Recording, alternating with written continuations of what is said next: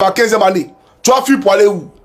Parce que de la manière que Draman nous a traqués à l'étranger, vous serez traqués à l'étranger. Et vos crimes, mon Dieu, on prend ça et puis on présente ça à l'immigration des différents pays, des différentes polices, pour lancer des mandats d'arrêt internationaux contre vous.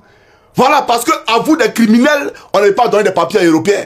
À vous des criminels, on n'est pas donné des papiers canadiens, des papiers londoniens ou des papiers américains. Donc il faut commencer à redescendre devant le piédestal. Parce que quand le vent de la justice va sonner, quand le tonnerre de la justice va gronder, vous n'aurez que vos yeux pour pleurer. Et ça sera trop tard. Je vous l'ai dit ouvertement, ça sera trop tard. Alors, donc, ça c'était mon message pour vous. Je vais ici dire à ceux qui protestent, vous êtes dans votre droit le plus absolu.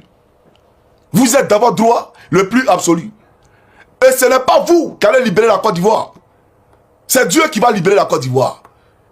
C'est Dieu qui va libérer la Côte d'Ivoire.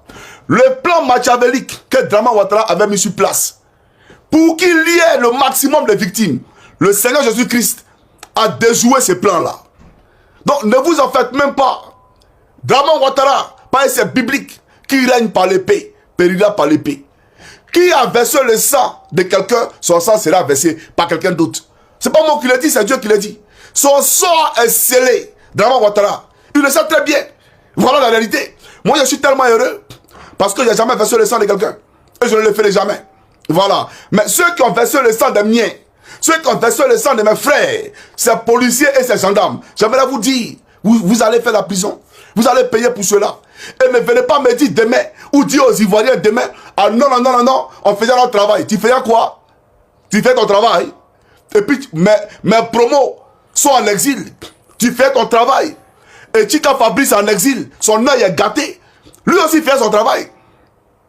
Mon aîné, qui est mort, le pied enchaîné sur un lit d'hôpital, un gendarme, il fait son travail. Mais toi, le sous-officier, on t'envoie. Mais tu as dit que tu ne vas pas. Mais hier là, vous nous avez frappé, vous nous avez punis pour ça. Parce qu'on a exécuté des ordres. Et autant de Gbagbo, on ne nous recrutait pas par groupe ethnique pour dire vous les bêtez là, allez sécuriser Gbagbo. Vous les attirez là, allez sécuriser Gbagbo. On nous prenait tout le monde, toutes les ethnies de la Côte d'Ivoire pour aller faire notre travail.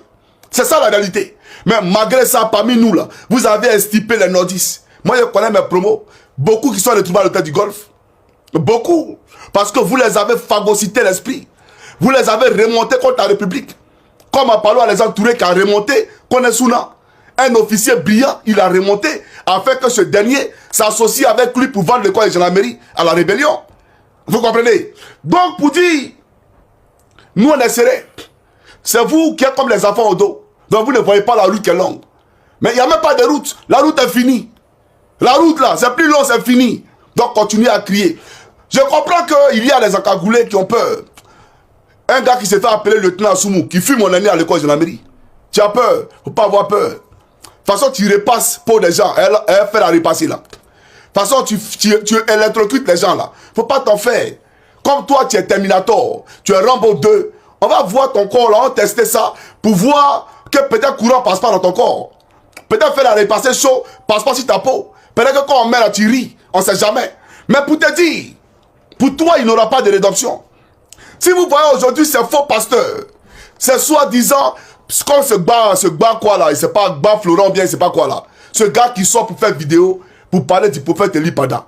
Mais toi, avant même que tu fasses ta vidéo pour parler du prophète, j'ai déjà dit à la Côte d'Ivoire que tu es dans les loges.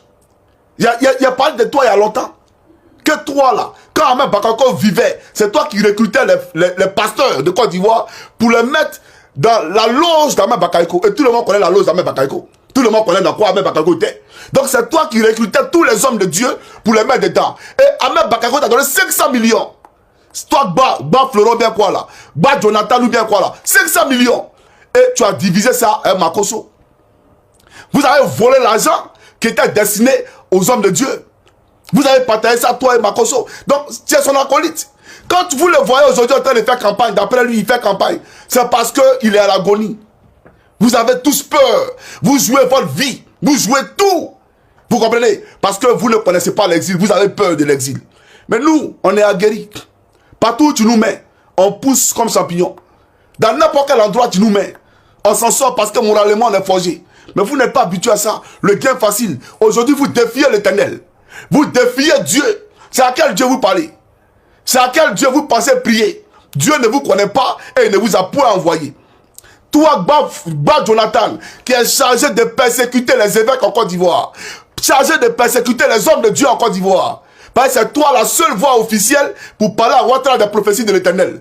Un autre prophète n'a pas le droit de faire une prophétie à Draman Ouattara. Même quand Dieu parle à ce prophète-là. Mais Dieu parle à qui il veut.